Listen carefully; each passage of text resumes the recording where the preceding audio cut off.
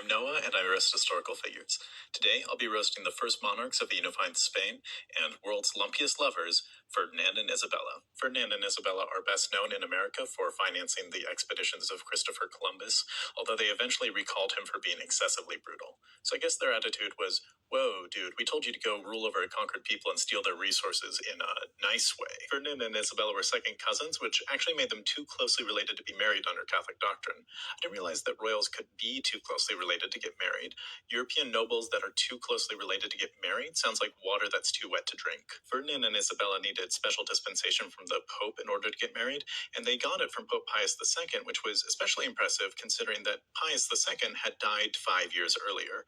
Some people judge Ferdinand and Isabella for using this obvious forgery, but it's like the Bible says, let he without a super hot cousin cast the first stone. Ferdinand and Isabella established the Spanish Inquisition in order to maintain Catholic orthodoxy, which in practice meant widespread forcible conversion and torture for Muslims and Jews.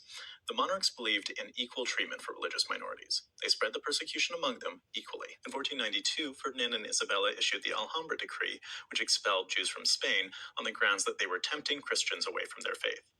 Setting aside the obvious anti-Semitism, it is ridiculous to torture thousands of members of a group and then say, wow, joining is almost too tempting. In 1494, Ferdinand and Isabella signed the Treaty of Tordesillas with Portugal to divide the territory that they had newly contacted for colonization. It was the product of intense negotiations, papal consultations, and absolutely no input from the people already living there. All right, let me know who else I should roast. The Jews have to get out. Ferdinand and Isabella gave Jews until July 31st, 1492, to flee their kingdom. Just 3 days later, Christopher Columbus set sail on his fateful voyage. So when you think in terms of 1492, we're taught as Columbus sailing ocean blue. But even Christopher Columbus, when he's leaving, there are vessels of all sizes filled with Jews who would be expelled from now Catholic Christian Spain. Many